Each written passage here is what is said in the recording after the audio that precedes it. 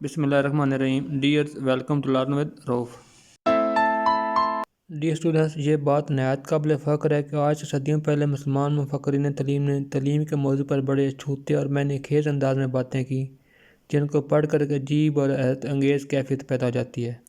आज मैं तीन अहम मुसलमान मुफक्किरीन तलीम अल्लामा इब्न खल्दून, इमाम गज़ाली, अल्लामा डॉक्टर मोहम्मद इकबाल के तलीमी अफ़कार को बयान करूँगा।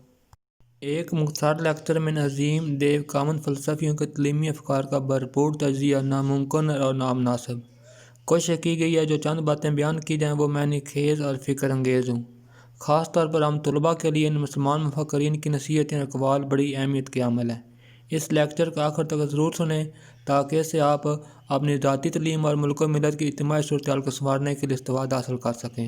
आइए इमाम गज़ाली से आगाज़ करते हैं। इमाम गज़ाली ईरान के ज़िला तूस में पैदा हुए। इल्म व हिकमत में बड़ा नाम पैदा किया। इस्लामी हक़ाइक़ व मआरिफ़ को इतने पुरज़ोर अंदाज में पेश किया कि आलम इस्लाम में हुज्जतुल इस्लाम मशहूर हो गए। बतौर प्रोफ़ेसर और प्रिंसिपल मदरसा निज़ामिया आप तलीमी अमल और तलीमी रहनुमाई का बड़ा कीमती तजर्बा हासिल कर चुके थे। फिर उम्र भर के गौर व फ़िक्र ने इनके तलीमी नज़रियात को मख़सूस शक्ल देने में अहम किरदार अदा किया। ये बात ज़हन नशीन रहा कि इमाम गज़ाली इस्लामी तालीमात के इश्तिदाई थे। वो अल्लाह और रसूल मकबूल सल्लल्लाहु अलैहि वसल्लम की तालीमात को मुसलमानों के ज़हन में रासिख़ करना चाहते थे। यही वजह कि इतने अजीम फ़लसफ़ी होने के बावजूद उन्होंने गैर इस्लामी फ़लसफ़ियों की दरियाँ उड़ा कर रख दी। तमाम फ़लसफ़े कुरान और सुन्नत के आगे हीच समझते थे। उनके नज़दीक दुनिया उखरवी कामयाबी का ज़रिया है, मतलूब आखिरत है, यानी मतलूब और मतलूब ज़ात खुदाबंदी। ये था गज़ाली का तलीमी फ़ोकस। आइए अब उनके कुछ अजीम तलीमी मकासद को देखते हैं। नंबर 1, इस्लामी खतूत पर सीरत व किरदार की तश्कील, यानी तलबा अक़ायद में पुख्ता हों, उम्दा अखलाक और अमल के धनी हो जाएँ। नंबर 2, रज़ा इलाही का असूल, अल्लाह की रज़ा इसके अहकाम की इताअत का नाम है। नंबर 3, अक़ल की नशोनुमा करना ताकि हैवानी स्वाद पर इंसानी औसाफ गालिब रहें। और नंबर 4, आखिरत की तैयारी, जो चौथा अजीम मकसद है, यानी दुनिया आखिरत की ले जाए अमल है।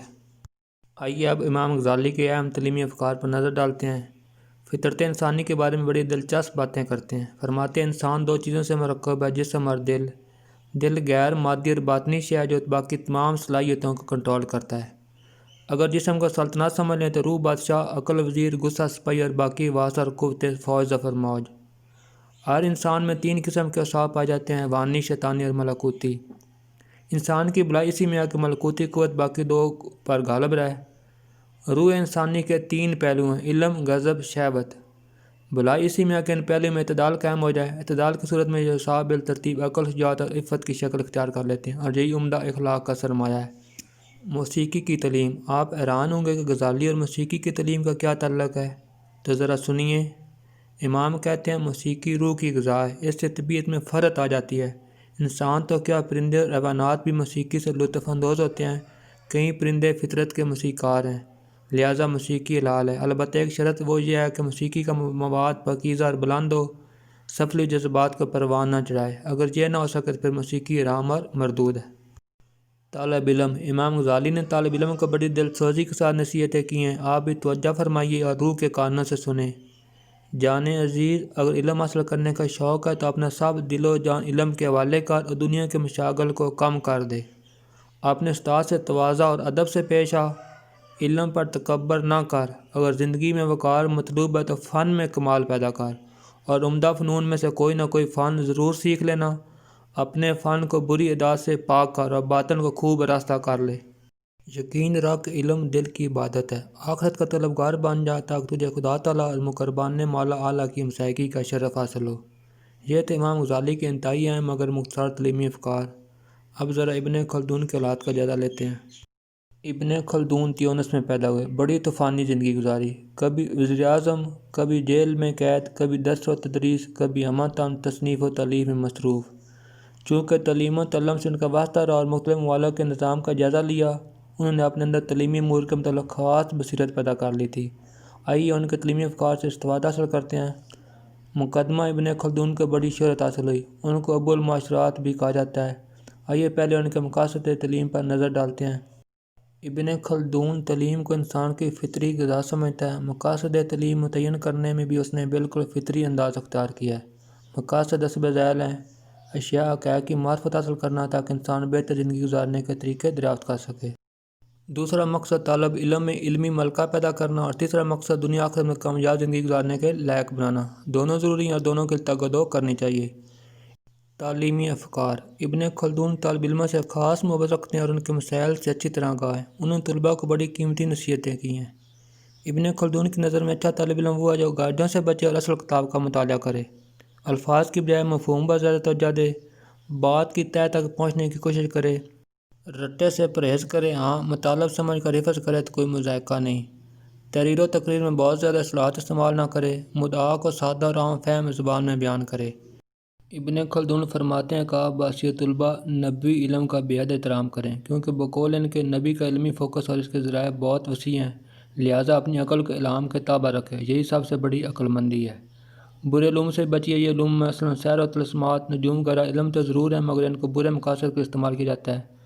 لائق اور قابل اساتذہ سے استفادہ کرنے کے لیے سفر اختیار کیجیے اور مروجہ فنون میں سے کسی ایک فن میں ضرور مہارت حاصل کیجیے۔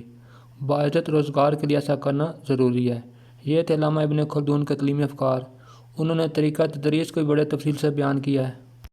ابن خلدون تدریس میں مرکزیت کے اصول کے حامی ہیں، یعنی ایک ہی موضوع یا تصور کی رفتہ رفتہ توسیع تفصیل۔ وہ اس عمل کو 3 مرحلوں سے گزارتے ہیں۔ پہلا مرحلہ اجمالی ہے، جس میں طلباء کو سبق کا خلاصہ پیش کر دیا جاتا ہے تاکہ موٹی موٹی باتیں ان کے ذہن میں بیٹھ جائیں اور انہیں پتہ چل جائے کہ آج کیا پڑھنا ہے۔ دوسرا مرحلہ تفصیل و تنقید کا ہے۔ زیر بحث مسائل پر خوب بحث کی جاتی ہے، علمی راہ کا مقابلہ موازنہ ہوتا ہے، اختلافی نکات پر بھرپور تنقید کی جاتی ہے، ضروری تفصیلات مہیا کی جاتی ہیں۔ تیسرے مرحلے میں اس بات کا جائزہ لیا جاتا ہے کوئی یہ نقطہ رہ تو نہیں گیا یا کسی کے سینے میں کوئی کھٹک تو باقی نہیں رہی۔ اس طریقے سے طلباء موضوع پر مکمل گرفت حاصل کر لیتے ہیں۔ علم و عمل کے بارے میں علامہ ابن خلدون فرماتے ہیں، ہم علم حاصل کر لیتے ہیں مگر عمل سے گھبراتے ہیں۔ ابن خلدون ایسے علم کو کم تر سمجھتے ہیں، کہتے ہیں مفید اور لائق اعتماد وہی علم ہے جس پر عمل بھی کیا جائے۔ عمل کا مقام بہت بلند ہے، علم کے ساتھ جس قدر عمل زیادہ ہوگا اسی قدر نفس میں اس کا ملکہ رچ بس جائے گا۔ اگر آپ غور کریں تو یہ بات ہے بھی صحیح۔ مثلاً اگر آپ بجلی کا علم رکھتے ہو مگر عملاً کبھی فیوز نہ لگائے تو فیوز اڑ جانے پر تاریکی میں ہی بیٹھے رہیں گے جب تک کوئی صاحب عمل آپ کی مشکل حل نہ کر دے۔ آئیے اب آخر میں شہر مشرق مصور پاکستان علامہ ڈاکٹر محمد اقبال کے پیغام سے کچھ استفادہ حاصل کرتے ہیں۔ مقاصد سے تعلیم۔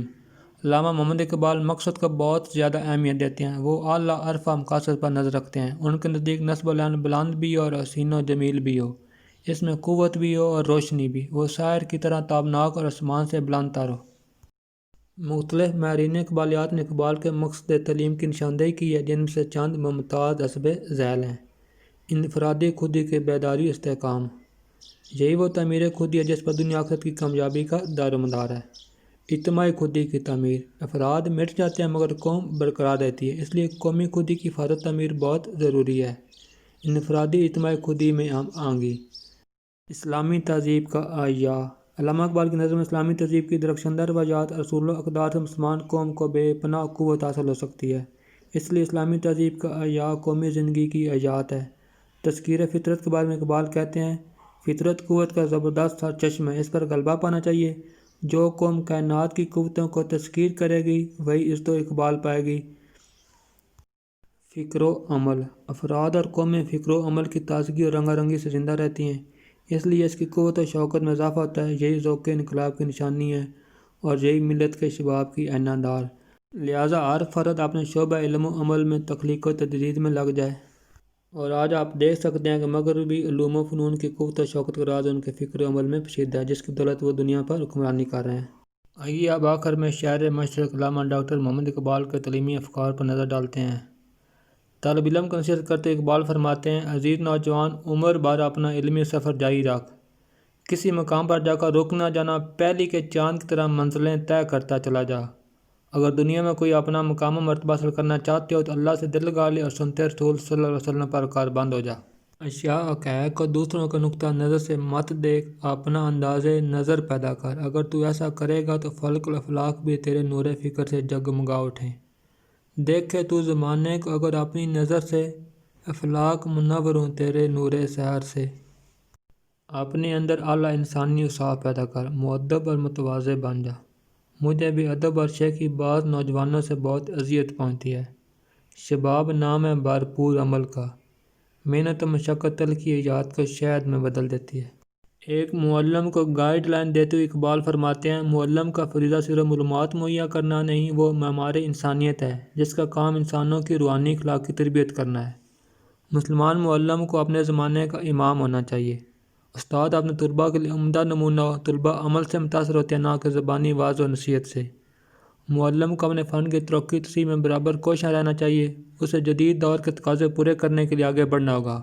مسلمان معلم کو بچوں کی ذہنی ترقی سے زیادہ ان کی اخلاقی روحانی نشو و نما کا خیال رکھنا چاہیے۔ خودی اقبال کا محبوب موضوع ہے۔ خودی سے مراد کسی شے کی ذات بلکہ احساس ذات ہے۔ شجر اجر ایوان ہر شے کی اپنی اپنی خودی ہے، مگر انسانی خودی سب سے افضل ہے، اس کی ترقی کے امکانات بے پایہ ہیں۔ بقول اقبال، خودی نقطہ نور اور وحدت وجدانی ہے جو انسان کی تمام صلاحیتوں، قوتوں اور کیفیتوں کی شرازہ بندی کرتی ہے، انہیں ایک نقطے پر جمع کر کے وحدت میں پرو دیتی ہے، جس سے آرزوئیں پھوٹتی ہیں اور خیالات اور جذبات منور ہوتے ہیں۔ اس سے شخصیت وجود میں آتی ہے۔ خودی انسانی شعور کا مرکزہ نیوکلس ہے جو اپنی اصلیت کی روح سے مخفی مگر اعمال کے لحاظ سے ظاہر و موجود ہے۔ اگر اس مرکزہ کو متحرک و فعال بنا دیا جائے تو فرد کی پوشیدہ صلاحیتیں اچھل اچھل کر ظہور پذیر ہونے لگتی ہیں۔ یہ ہے خودی کا فلسفیانہ مفہوم۔ عوامی زبان میں خودی سے مراد فرد کی ذات ہے اور تعمیر خودی تشکیل ذات یا تعمیر شخصیت کا دوسرا نام ہے۔ علامہ اقبال کا کہنا ہے، جو بھی قدرت کی ودیعت شدہ صلاحیتوں کو پہچان لے اور انہیں عمل میں لے آئے وہ طاقتور بن جاتا ہے، چاہے پیدائشی طور پر پہلے کمزور ہی کیوں نہ ہو۔ اور اگر کوئی فطری طور پر مضبوط اور مگر اپنی صلاحیت سے غافل ہو جائے اور انہیں ترقی نہ دے تو وہ ضعیف ہو کر آخر کار گر پڑتا ہے۔ اقبال کا تصور خودی میں ہمارے لیے بہت سے اسباق موجود ہیں۔ آئیے ہم بھی اپنی ذات کا اقرار کریں اور اپنی مخفی صلاحیتوں کو پہچاننے کی کوشش کریں، انہیں نشو و نما دے کر اپنی ذات کی توسیع استحکام کریں۔ آئیے ہم اپنی ذات کے مرکزے سے ہم کلام ہوں، اسے متحرک کریں، اپنی پوشیدہ صلاحیتوں کو دنیا کے سامنے اجاگر کریں اور دنیا میں اپنا اور اپنے ملک و ملت کا نام بلند کریں۔ عورتوں کی تعلیم۔ علامہ اقبال عورتوں کی آزاد اور غیر مخلوط یونیورسٹی کے حامی ہیں۔ ان کی علمی ترقی پر کوئی قید نہیں لگاتے، البتہ مرد و زن کو یکساں تعلیم دینے کے حق میں نہیں ہیں۔ بحیثیت انسان دونوں برابر ہیں، مگر صنف کے اعتبار سے فرق اور ان کے فرائض مختلف ہو جاتے ہیں۔ عزیز طلباء، آپ لوگوں نے 3 مشہور مسلمان مفکرین کے کچھ اہم تعلیمی مقاصد اور افکار سنے، ان پر عمل کرنے کی کوشش کریں۔ بقول اقبال، عمل سے زندگی بنتی ہے جنت بھی جہنم بھی، یہ خاکی اپنی فطرت میں نہ نوری ہے نہ ناری۔